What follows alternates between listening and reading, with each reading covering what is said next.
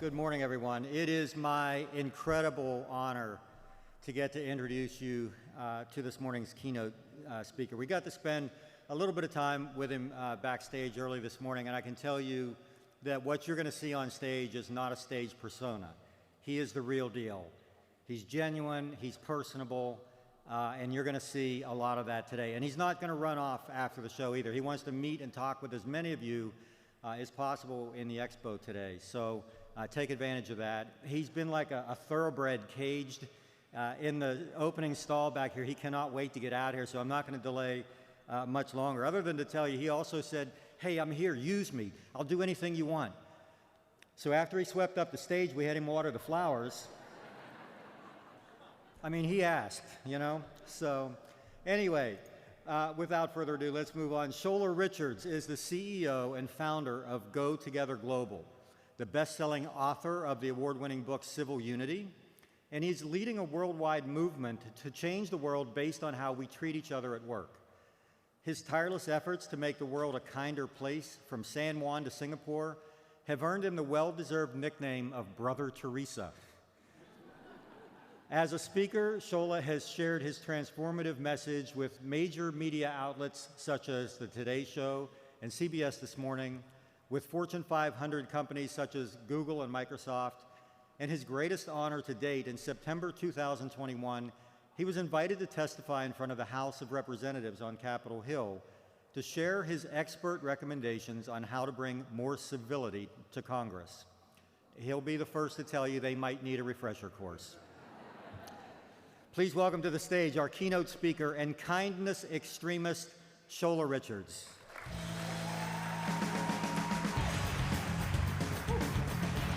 Woo! Imaging 2025, let's go!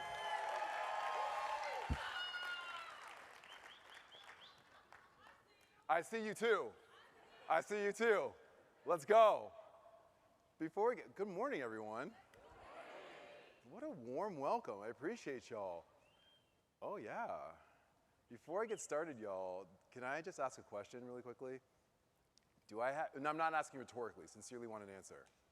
Do I have your permission to keep it real in this session? I actually had no backup plan if you said no, so there's that. It's kind of funny that I started with the failure because I killed it with Congress, right? They totally heard what I had to say around civility. Forgetting Congress for a second, I want to talk to you about the courage to go together. And I want to start getting really, really real with you in this session, if that's okay. And in case you're wondering, Shola is a West African name. Shola means one who is blessed. Isn't that cute? Yeah. Thanks. I got it for my birthday. Dad jokes for days. Enough dad jokes. Enough dad jokes. Since Africa is in my name, I got to share with you my all-time favorite quote from Africa. If you want to go fast, go alone. If you want to go far, go together. There's a word in African culture that I want to share with you today. It's called Ubuntu, and I hope this word sits in your heart. Ubuntu is a word that is translated to mean I am, because we are. Allow me to share with you a very true story. This happened about 7 to 10 years ago. There was an American anthropologist that went to a village in South Africa. And there was a group of African kids playing outside, no different than the kids on the screen in front of you, just happy African kids having a wonderful time. The American anthropologist goes up to this kid and said, hey kids, I want to play a game with you. I have a basket full of American toys and candy. I'm going to set it down next to this tree. How convenient this is here right now. And put it down next to the tree. And he turns to the kids and says, all right, kids, in a minute, I'm going to say, ready, set, go. When I say, go, kids, you can rush across the grass, grab as many toys or as much candy as you want. It'll be like a free-for-all. How do you feel about that, kids? These African kids have never seen anything like this before in their lives, right? They're like, yeah! So cute. True story. So, American anthropologist has the basket of toys over here. African kids like 20 yards away. He's like, all right, kids, ready, set, go!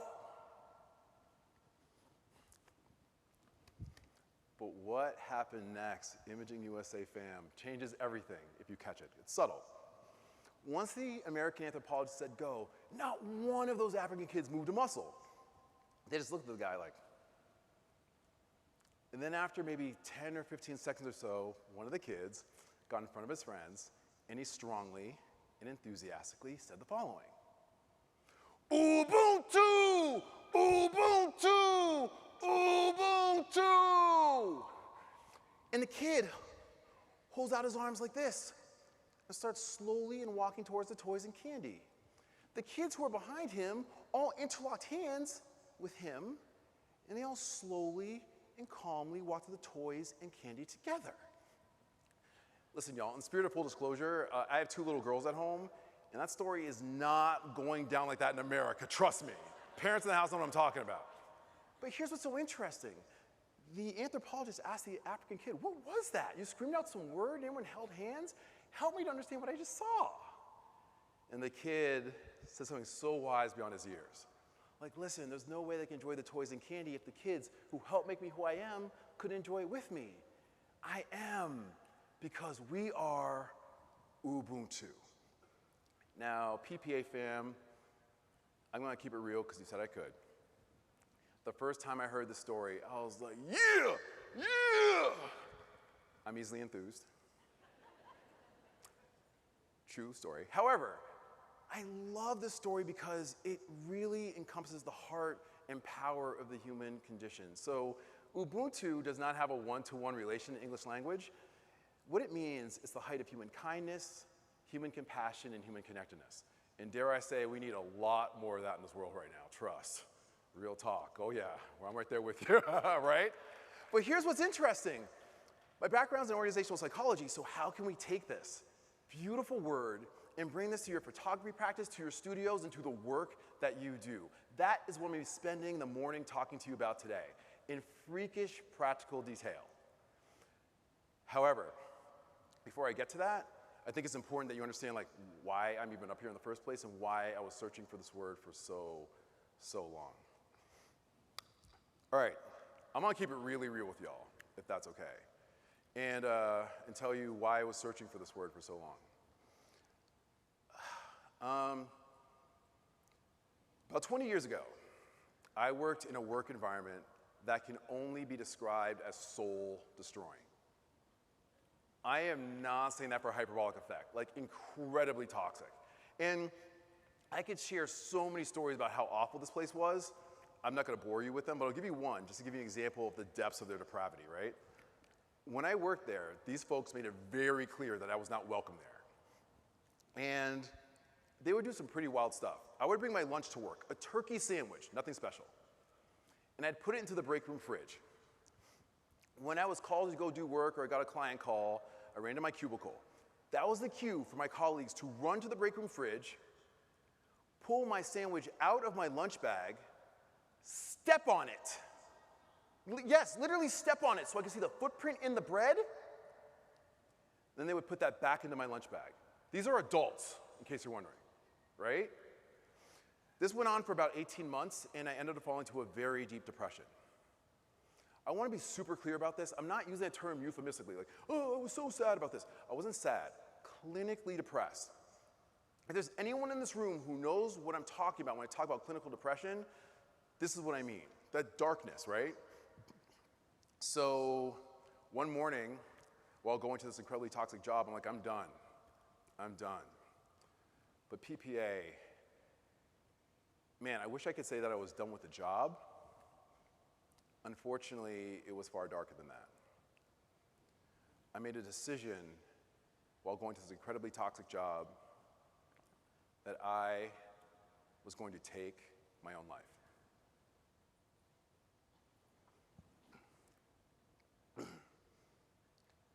Sorry, y'all. I appreciate you. I talk about this story a lot, and it's not like this is the first time, you know, but the body keeps the score, as they say, so whenever I get to this place, I feel it again. It's important for me to be specific, too. I live in Los Angeles, and so one day, as I was driving down the 405 freeway on my way to this toxic job, I attempted to drive my car off the overpass in an attempt to make it look like an accident. And for reasons that I'm not clear on, but super grateful for, The guardrail held, I came back into incoming traffic, and I have spent the better part of the past 20 years not only trying to unpack what happened in that moment, but more importantly, to make sure that no one in this beautiful country of ours ever has to live with that level of toxicity in the workplace or anywhere else ever again. That's what I'm fighting for, y'all. Let's go! Let's go! I'm going to say this definitively. We are defined by how we treat each other. This becomes apparent after we die, but can we have the wisdom to realize this truth while we're still alive? During this talk on stage, I promise to land the plane and make sure that you know exactly how to do this.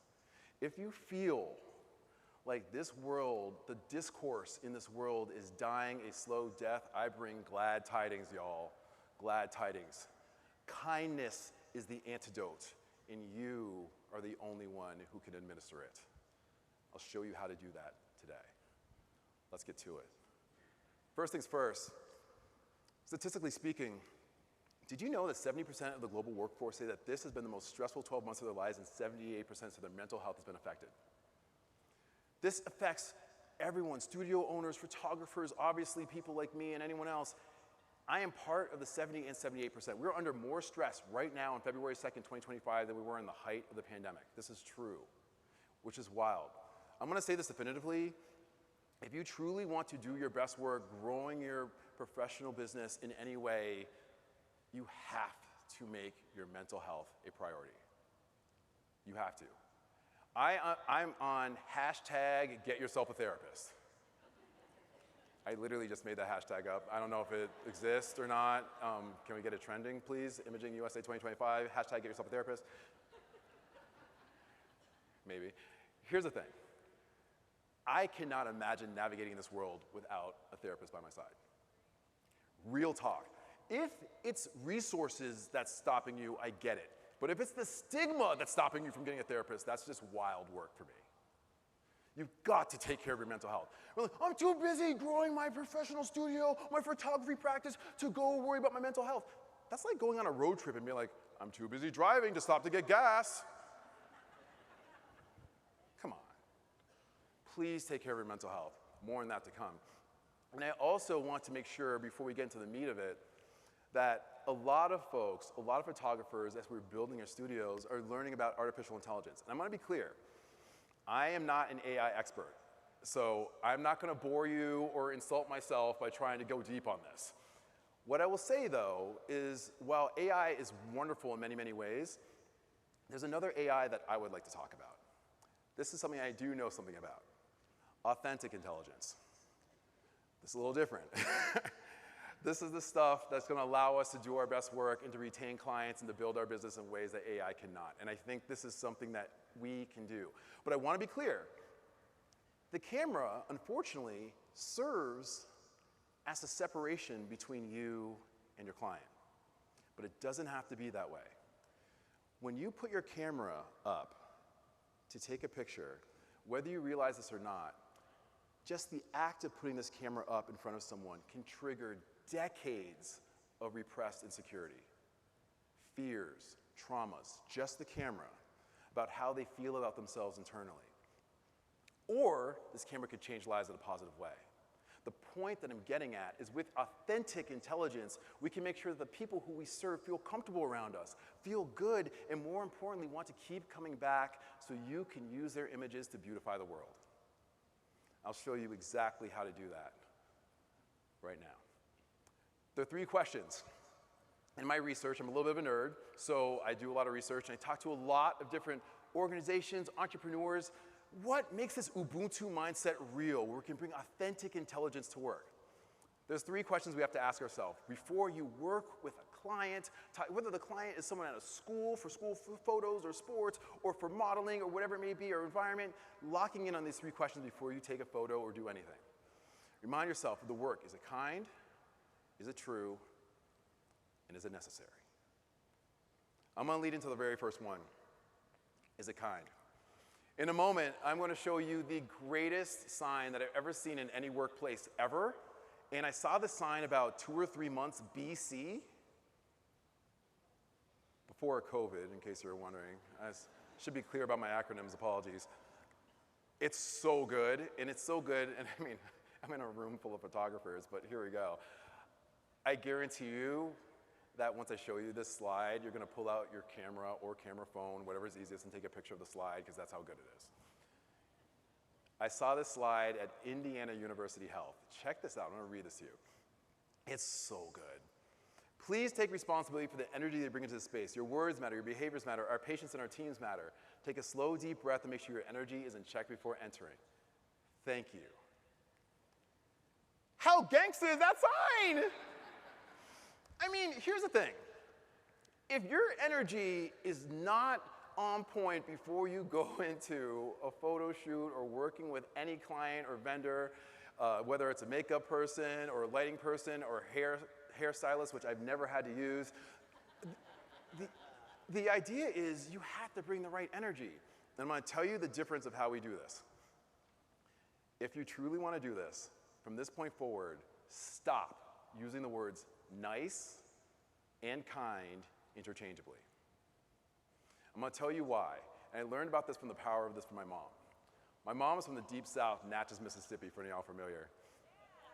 Get out of here. You better find me in the expo hall, girl. I see you in your white sweater. I'm coming for you. I'm gonna find you. Okay, put that hat on. Now I know you're easy to find now. I got you.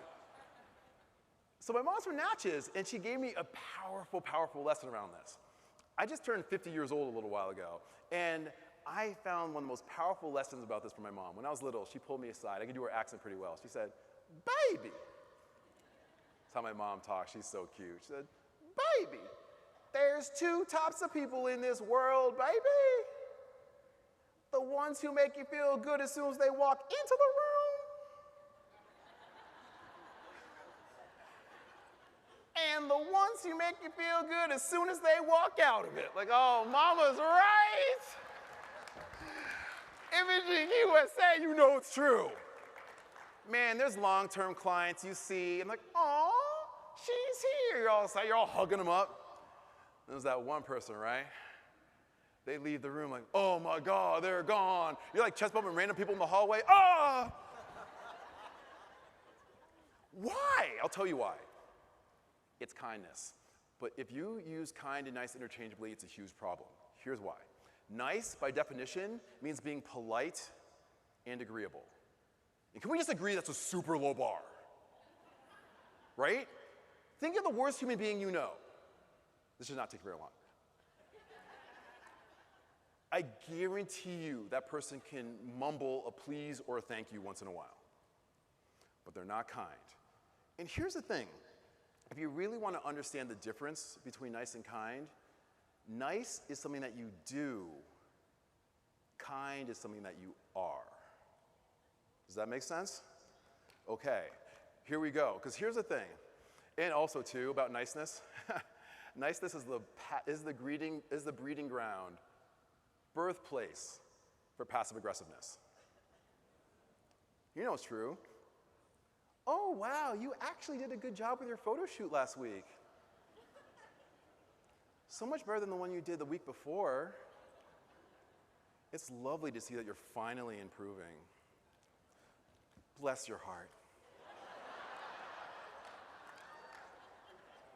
What is that? Come on, man. So that's not what we need. Kindness is very different. Kindness is demonstrating through your action that you genuinely care about another human being. And it's way harder. He goes, so you're telling me I can't have a difficult conversation with one of my clients? I can't tell them that I'm going to fire one of my clients because I need to be kind? I'm like, what? In what universe can you not do those things with kindness? In fact, if you can't do those things with kindness, what are you doing this line of work to begin with? We have to figure out how to do this. And I'm going to give you a little bit of a test. Have you ever been to a place, I don't know, it could be, here in this hotel, and you hold the door open for someone, and the person walks through the door, and they don't even acknowledge the fact that you held the door for them? And you're like, you're welcome!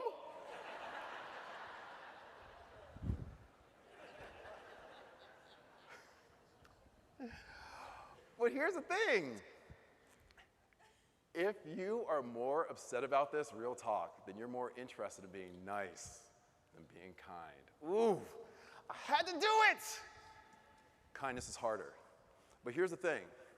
Part of this requires us to understand being kind requires us to stand up to incivility. When your clients do it or anyone else, on the screen, I did some research for you about the things that make people feel really uncomfortable when they're doing work. Incivility, and I'm not sure if any of you have ever felt this or seen this from your clientele or from people you work with. But one thing's for sure, you can't be the one who's doing these things.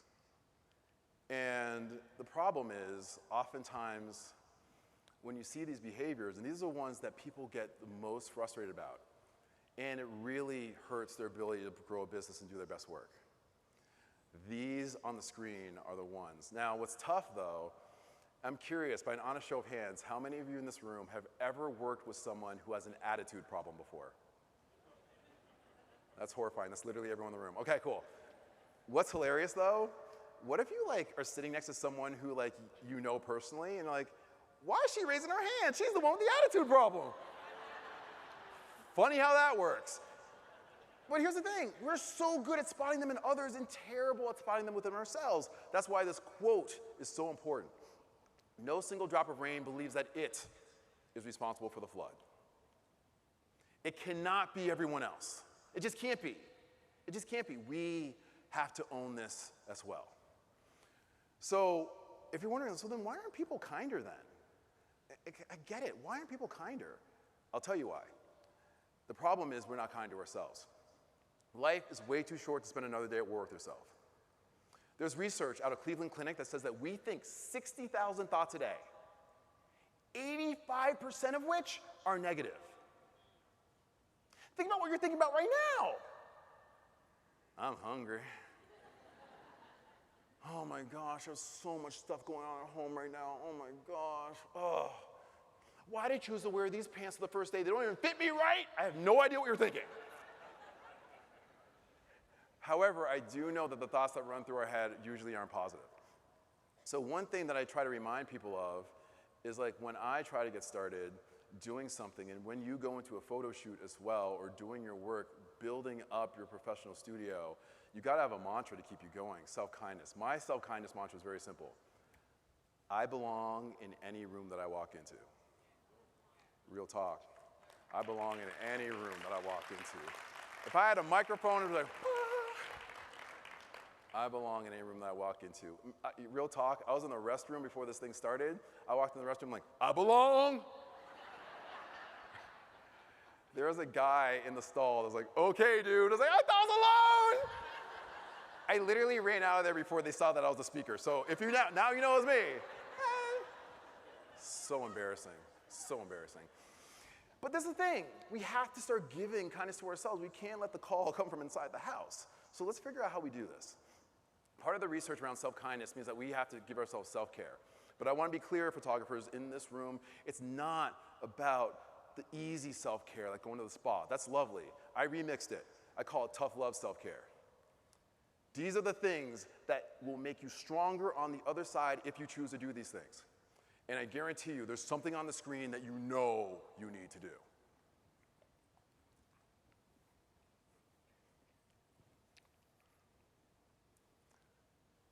The problem, PPA, is that a lot of people avoid the hard stuff. But if you truly want to be kind, you have to create the capacity to be kind. And the only way to create the capacity to be kind is to do this hard work. There's a couple of things on the screen. I'm going to say this definitively. There's a couple of things. I'm going to jump around. One is, please, if you are running a photography business, why else would you be here? Let me tell you, one thing you got to keep in mind is you must maintain healthy boundaries. You must. And stop apologizing for enforcing your boundaries. Stop apologizing for enforcing your boundaries. I'm going to say this definitively. I don't know who needs to hear this. I'm going to say it clearly. The only people who will be upset with you enforcing your boundaries are the people who benefited from you not having any boundaries in the first place. Can I say that again?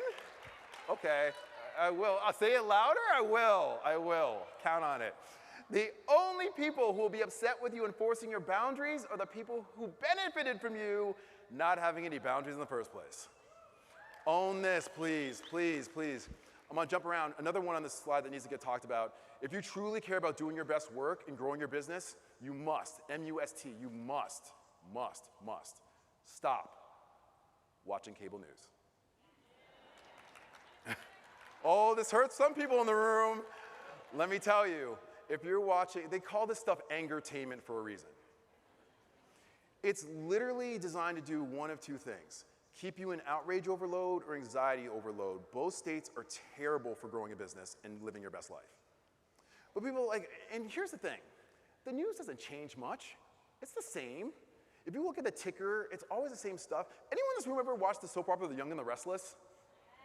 You can stop watching that show in 1995, turn it on this afternoon, and Victor and Nikki are still fighting. Same thing here.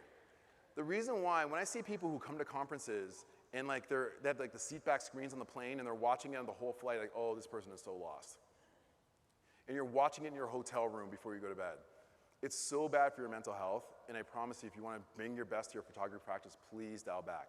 Just go to your favorite news website, scan headlines once a day, you'll be totally informed without all the bad stuff. Last thing on the slide, so we have the capacity to bring kindness to our work. Oh, this one's gonna hurt. You must, you must make the decision today, February 2nd, 2025, to remove yourself from toxic relationships. Yes. If you have, like, whether it's a friend or a colleague or, yeah, a client who's incredibly toxic and draining, you have to make a decision for your mental health and your well-being. It's one of the most powerful things you can do to create the capacity for kindness. Sometimes people tell, well, Shola, you don't get it, man. What if it's a family member? What if it's a family member? Oh, this is so important, I need a prop for this. I actually do have a microphone here. Is it weird that I came here 4 hours before this started to hide it behind the speaker? True story. I'm going to say something so important into this microphone that you need to hear. And let me tell you right now, if you need to take action on this, please do it immediately. Some people in your life need to be loved from a distance.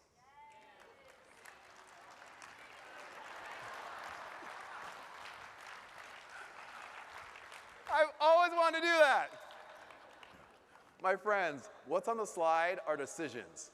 And as I love to say, you're born looking like your daddy, but you die looking like your decisions. Choose wisely. Oh, happily. You were born looking like your daddy, but you die looking like your decisions. Choose well. Let's keep going. True, my mom. I actually look more like my mom, too. Let's keep going. Second, we got the kindness stuff out of the way, but this is now the foundation for the next step. Is it true? And this is more than just telling the truth. In order to make this work, I have to share a quick story from one of my dear friends. Her name is Shannon. That's actually not a real name. I'm trying to protect her. She's lovely. She's single, which is very important for the story. So I'm in an airport, and Shannon calls me up one day. She's like, Shola, I found the perfect way to find the ideal man. I'm like, Shannon, let's go. Let's hear it. I'm fired up. I want to hear what you got. Here's what I'm going to do. I am going to get a piece of paper, and I'm going to write down all the traits I want to see in my ideal man, get super granular with it. And I'll post up in the bathroom mirror. And every morning when I'm putting on my face and makeup, I'm going to look at this list. I'm going to feel the energy of my ideal man. I'm going to cosmically draw my ideal man to me.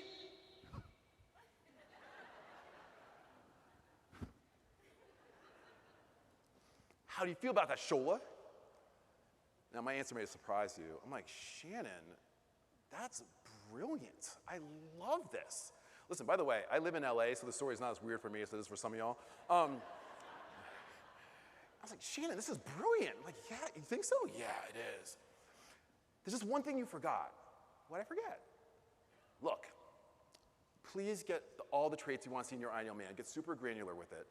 Put it up in the bathroom mirror. Yeah, I'm going to do that. And every morning I want you to look at this list. I'm going to, yes. But Shannon, here's the thing. What I need you to do, I need you to put that up in the bathroom mirror, and once it's up there, forget about your ideal man, and you become every single thing on that list.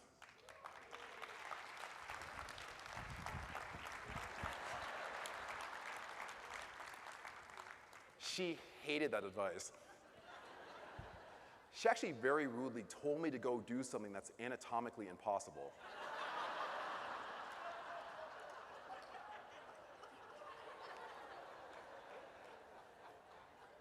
It's impossible. And hopefully requires no further explanation. Okay. But the whole point, it's about trust. Trust is one of the biggest gifts as a photographer that you have. Because we're trusting you not just to give us beautiful images, but to make us feel seen and feel heard, and most importantly, feel important. This is one of the most powerful things. There's a quote, I want to say Mary Kay Ash has this thing that says, every human being wears an invisible sign around their neck that says, make me feel important. And that's the gift that you all have, and it starts with trust. We can't ask something of someone else that we're not willing to do ourselves. Be comfortable if you're not helping them to be comfortable yourself. This is the challenge. For me, trust requires a lot of things. Like, one of the things, as a photography subject, I don't know what to do with my hands. So like, all right, let's go ahead and pose. I'm like, and the photographer, why are you doing that? Like, I don't know, what should I do? So I need help, because I don't know what to do with my hands. But if I have trust with someone, it changes everything. So in my research around what creates trust in the spirit of Ubuntu, there are two things. The first one is something called psychological safety. Psychological safety is a belief that one will not be punished or humiliated for speaking up with ideas, questions, concerns, or mistakes. If you want to build your business, and the idea of creating psychological safety is probably one of those powerful things you can do to create trust. So I worked with a photographer once. It'd be super weird if they were here. And I just was so awkward around this person, and I didn't want to share my concerns because this person was super regimented, super hardcore, no warmth, and I'm like, should I say like this pose is like super uncomfortable and like I have a really bad knee and this is not gonna last for very long? And I was so scared to even say anything. But psychological safety means you're creating an environment of comfort where you can raise your hand and say like, I don't know, or I'm not comfortable, or I need help understanding this. And you create comfort so that they can be their best selves. I also want to help you when you do have difficult clients, and God knows you're going to. I'm just going to tell you one thing to keep in mind is just this one phrase that I keep telling myself. Most bad behavior is an unskilled expression of an unmet need. I'll say this again. Most bad behavior is an unskilled expression of an unmet need. If you figure that out, it will change everything if you're able to lock in on this. Most bad behavior is an unskilled expression of an unmet need. So here's the one thing I want to make sure that you know. When you do run into difficult people, and there's a lot of them in this world, as you know, how you interact with them is going to change everything. So I'm going to help you, give you some couple of tools to remember this. How many of the room, just by an honest show of hands, have to hire people for your studio? Just like getting people, I did not see you here the whole time. Hey, my guy, right in front of me. I'll tell you, one of the most powerful things that you can do, and a question that you should be asking in every interview, very simple, is ask them, tell me about a time when you made a mistake at work, and how did you resolve it? You have to ask this question if you're hiring someone. Tell me about a time when you made a mistake at work, and how did you resolve it? If you're like, mistakes? I don't make mistakes. That's a huge red flag. But you have to ask that question. But it starts with creating that psychological safety for people to be honest about the work that they're doing. Secondly, and maybe even more importantly around creating trust, is building trust through understanding. I have to share a personal story on this. So I live in LA, as mentioned. One of my dear friends, he's a neighbor of mine, close friend, and he's a white guy. This is very important for the story. And he was there, and he was on vacation, and he had a bunch of Amazon boxes packed in front of his front door. And so he calls me up, like, hey, Shola, man, I'm on vacation. Do you mind running over to my house and grabbing all the Amazon boxes that are in front of my house and then bringing them back to your house? I'll be so grateful, and I'll pick them up from you when I get home. I'm like, hell no. What? Wait a second. You want me to go to a house that is not mine, pick up packages that do not belong to me, and carry them back to my house? You know, see how that could play out really poorly for me? He's like, oh my God, I'm so embarrassed. I did not think of that. And we had a great laugh. And we talked about it. And we created this deeper trust through understanding. If you're sitting here like, what's the big deal? I don't understand. If you still don't get it, find me afterwards, we'll talk. But here's the thing. Like, the reality is that this is something that we need to build this understanding, especially in the world of photography. If you work with a diverse clientele, maybe someone who has a disability or someone of a different race or religion or what have you, there's a lot of things that we bring to the table, and me with my mental health challenges, that you may not be aware of. So if we do take that time to share something that's kind of vulnerable, and you brush, that's not a big deal, come on, let's get back to the shoot. It's a wrap, and I say that meaning like we're done. Because this can't be a transactional type of relationship. Building trust means you're going to hear someone, see them, and share their real struggles and challenges, so that when you do sit down in front of them, you bring your authentic intelligence where you listen, you hear, you understand how to read the room, so you can create an environment where people can take their best pictures and ideally have something they can remember for the rest of their natural life. The third and most powerful question of all is it necessary? So if it's kind, awesome. If it's true, great. Is it necessary is the most powerful one of all. This is the hardest one, quite frankly. And this is around what's doing what's necessary. I've talked about my fabulous, fabulous, fabulous mom, but I've not talked about my equally fabulous dad, married to my mom for 49 loving years. My dad's from a small country in Western Africa called Sierra Leone. You ever heard of it before? Yay, so worldly, awesome. Okay, for those of you geographically challenged, no worries, I got your back. Have you ever watched the Disney movie The Lion King before? My dad is Mufasa, okay? Which makes me Simba. I'll be king one day. It's actually really hard to talk about pops, man. We lost Dad to a valiant battle with colon cancer. It is crazy to say this. Oh my gosh, Monday, tomorrow, February 3rd, is the 6-year anniversary of his passing. Yeah, it's wild. It is wild. He's the best dude. My mom and dad were the best example of human love I've ever seen. Odd couple, Mississippi woman, African dude, totally different ends of the earth. They met on Valentine's Day, y'all, stop it. They're like a Hallmark movie, man, it's ridiculous. They held hands on walks, they kissed, which is so gross. No, it's cute.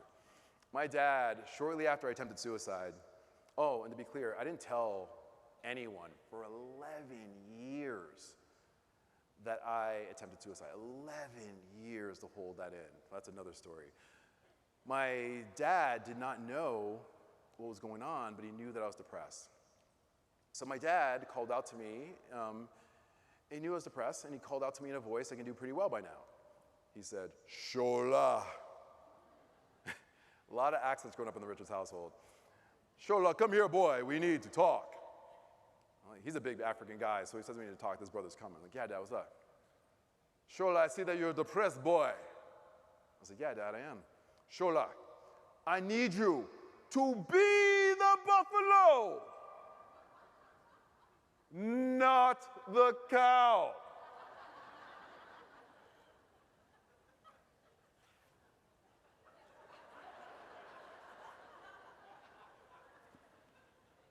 What are you talking about?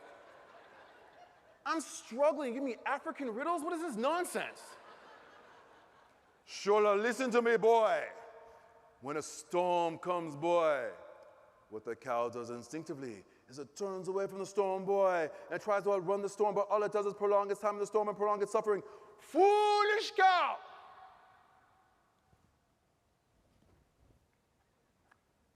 But the buffalo boy, the buffalo does. He turns to the storm, knowing this coming is waiting for him. Is it hard? Yes, boy. Is it challenging? Yes, boy. But two things happen because the buffalo persists. One, because he keeps going, his time in the storm is shortened. And secondly, my son, because he did what was hard and necessary, he's been made stronger by the experience. Be the buffalo, my son, not the cow. It's like, dang, Dad, that was deep. Thank you, family. God, I miss you. Let me tell you, Imaging USA, why I'm sharing this with you. I never realized this until he shared the story with me. The only way out is through. And I need to make sure you understand what I mean when I say this. Think about any problem that you're facing right now in your life, which again, should not be very hard. As I was just talking to one of my buddies before this, I was like, man, for people who love to worry, this is like a great time to be alive, isn't it? I mean, if you love to worry, this is like utopia. One of the things that's so interesting, though, about this is when I think about being the buffalo, part of the thing that I have to keep reminding myself of, whatever problem we're facing right now, we actually have the capacity to make it so much worse. I know, doesn't sound super positive, but it's true. So why would we do that? Here's the thing. Our problems are going to get easier. They're not going to get easier. So what has to happen is our capacity to deal with hard things has to improve. And one of those things requires real commitment. I know you're committed to the work of photography, and I'm going to find out by sharing this quote, because this is a real quote from our real ones right here. Commitment means staying true to what you said you're going to do long after the mood you set it in has left you. Right? If you're truly locked in and truly committed, that means you're doing it long after that mood has gone away.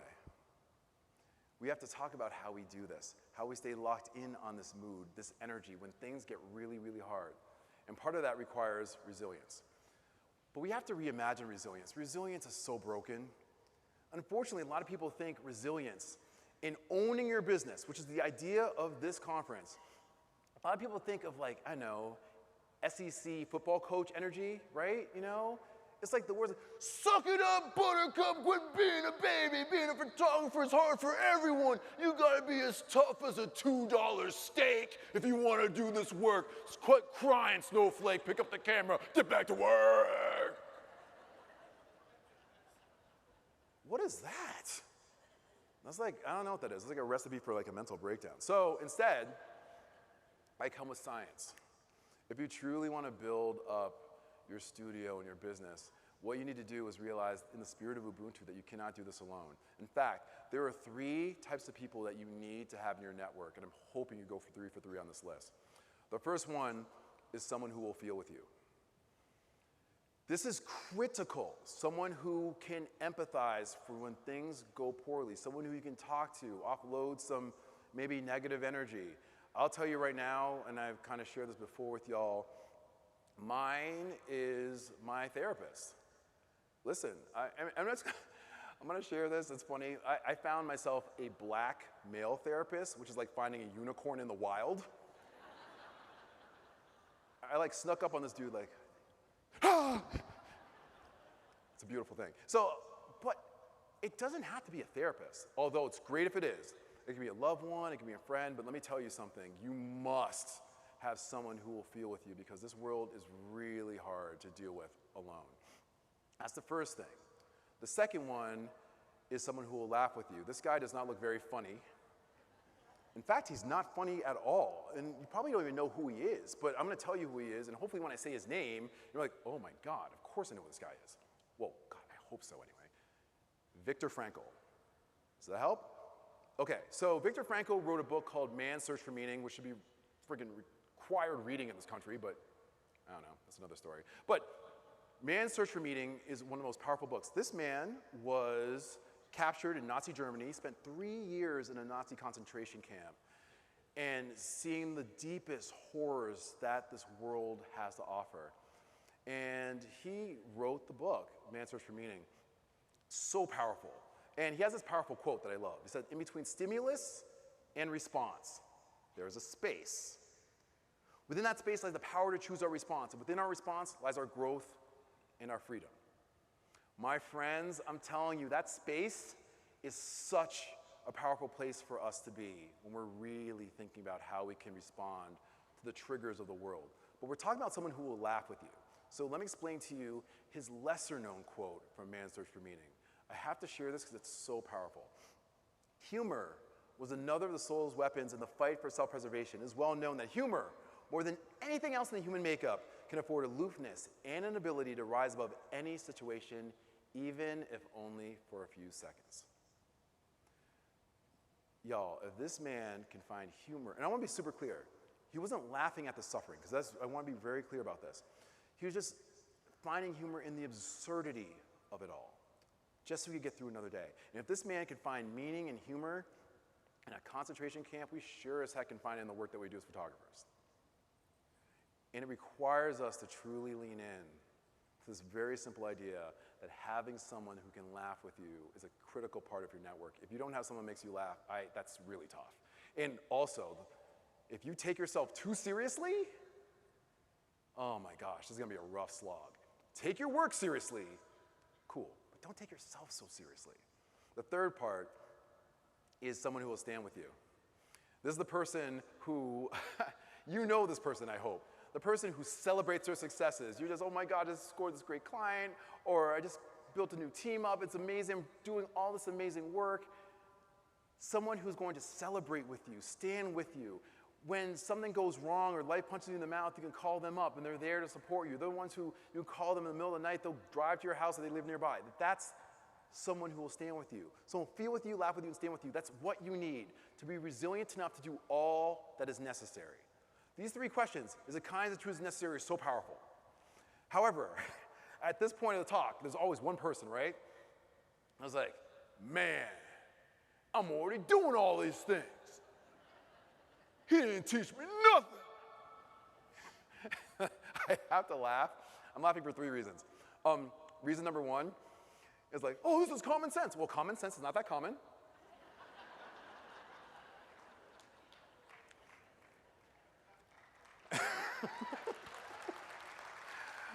I mean, common sense is like deodorant, man. The people who need it the most always apply it the least. And it's like, come on. Here's just a little, just some, right? I was on a flight, real talk, relatively recently, and there was a guy sitting across from me who took off his shoes and socks on the plane. I didn't even get to the gross part yet, hang out. Jeez. And then he takes his like iPhone charging cable and starts flossing between his toes, like, woo! Sure did. If there was a dental hygienist on the flight, if she or he saw them, they'd go ahead and slap a gold star on his chest, like, good job! It was so gross. So again, common sense not that common. Number two, there's a quote from The Matrix. I want to say Morpheus said to Neo, Neo, one day you'll learn, just as I did, that there's a difference between knowing the path and walking the path. A lot of people know what to do, but very few people actually do it.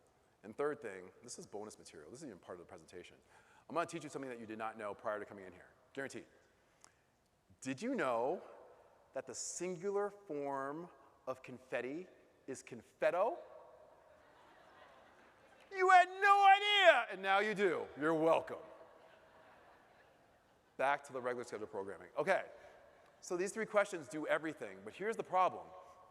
Oftentimes people think that they are still doing these things. So I want to give you something that may be helpful. I'm going to share something with you that's a true story that it's going to be very hard to believe. This happened in April 1995 in Pittsburgh, Pennsylvania.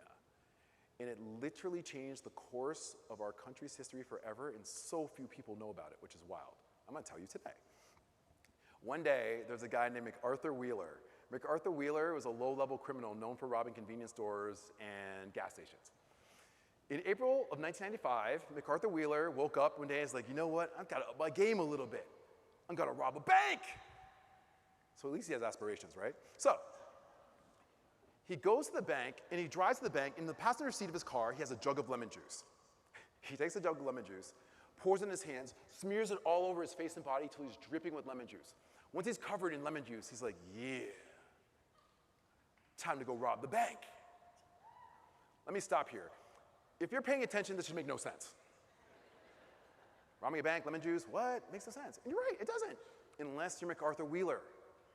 MacArthur Wheeler read somewhere that lemon juice is the primary ingredient in invisible ink.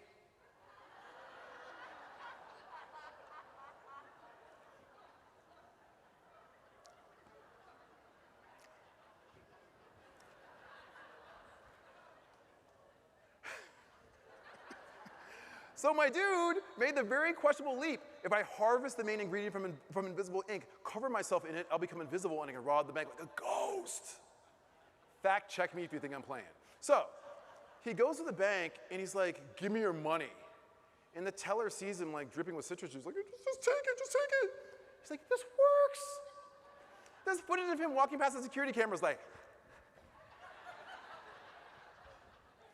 And then he goes across the street to rob that bank, why wouldn't he?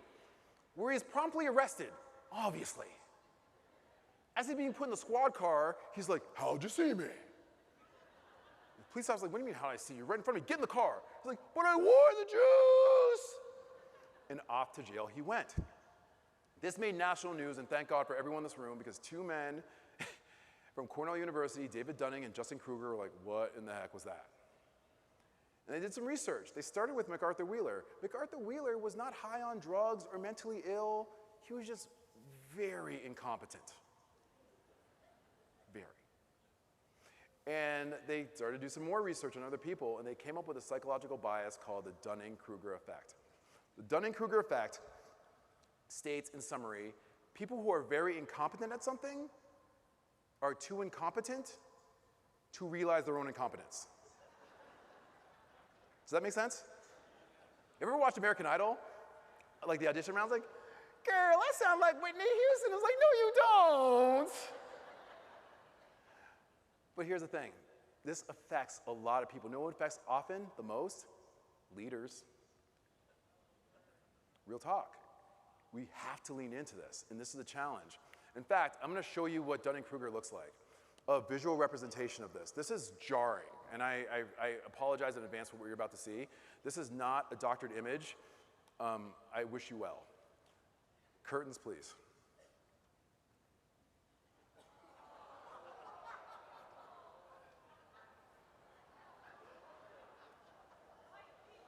What could go wrong? Shocking, right? That was too easy. Shocking, come on. Darwin, take the wheel! Listen, while we're having a laugh at these three young men's expense, what we should be doing is realizing how much we have in common with these guys. I know, hard to hear, right? Did you realize that 75% of Americans believe that incivilities reach crisis levels in the United States, but 94% of Americans believe that they are always or usually polite and respectful to others? My friends, we are in the pool. We're in the pool just with those three. So let me make sure we stay out of it. In the final 4 minutes I have before I go, I need to make sure that I land the plane on these three keys of Ubuntu, because these talk about authentically interacting and having authentic intelligence with the folks that you serve when you're behind the lens.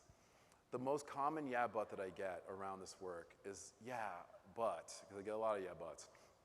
How can I stay focused on these three questions when work and life becomes really hard? That's a really great question, and I have an answer. And this is the mantra I'm going to share with you that I hope will keep you going as you do this work for the rest of your lives. I was doing some work with a hospital, and I was working, and I was doing like a customer service session for this particular hospital, and this guy came to my training. He was wearing like the super tight tap-out shirt. You know that guy? Like he buys a shirt from the mall, he thinks he's an MMA fighter, that guy. Anyway, he came to my class like, Shola, are you telling me that I gotta offer quality customer service to my patients every day? Every day? Every day you want me to be kind and loving. Every day you want me to show up to work on time. Every day? Because Shola, if that's what you're saying, you're full of it and you know it. Ooh, I gotta act this out. He was like so smug with it. He's like leaning back. He's like, yeah.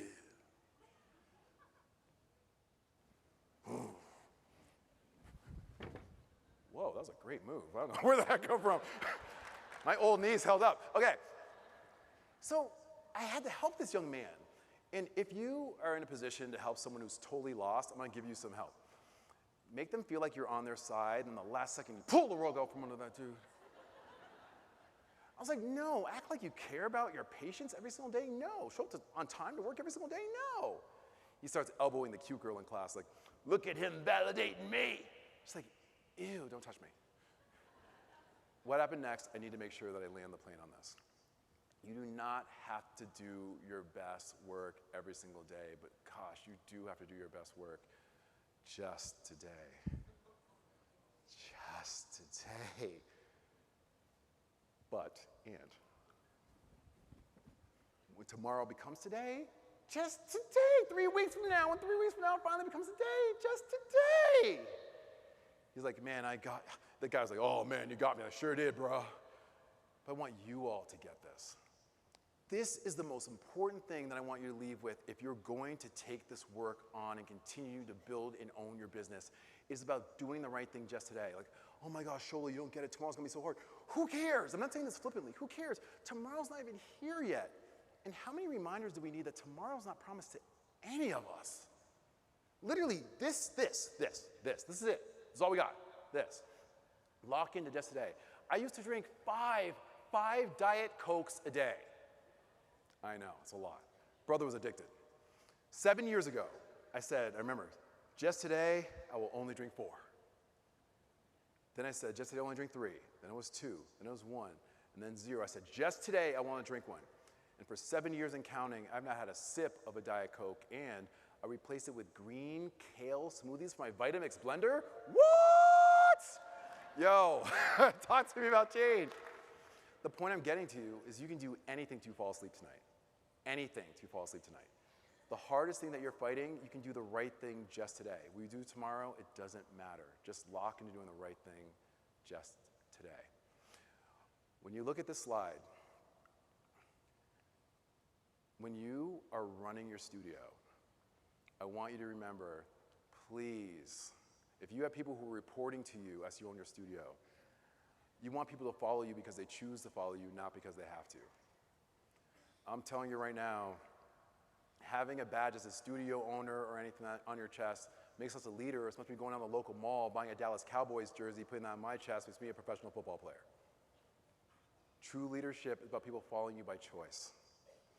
And I'll tell you, when I look at this slide, true Ubuntu leadership is around, I will go first. Not about saying, follow me. I will go first by being kind. I will go first by creating an environment of trust. I will go first by doing what's necessary. If you do this, we have the power to change the world. My final slide brings us back to the beginning. If you want to go fast, go alone. If you want to go far, go together. I'll say this definitively. I don't know if anyone in this room has ever had the honor of being at someone's bedside as they pass away, but if you have, you know at the end of life, no one's like, oh man, can someone wheel in my Mercedes? I want to smell the leather interior one last time. Or pull off my PhD off the wall, I want to look at the curvature of the calligraphy. No one cares about that. At the end of life, all we care about, kindness, trust, doing what's necessary, love, and dare I say, Ubuntu. We will realize this at the end of life because we're defined by how we treat each other. As photographers and studio owners that are beautifying our world, this is more true for you than others that I get a chance to have the honor to speak to. I struggle with mental health challenges. There's times I've sat on the other side of your lens and I had to force a smile that was hard for me to do in that moment. And the only reason why I could do it is because of the person who extended kindness to me from behind the lens. Your gift and the pictures that come as a result of your gift can be something that I can use to remind myself that I can do hard things for the rest of my life. That's why this is so important. That's how you get to change the world. Those 3 questions are powerful. They'll change your work, but it's your actions that have the power to literally change our world together in the spirit of Ubuntu. Thank you, everyone. Ubuntu! And thank you all, PPA! Let's go! Oh, gee.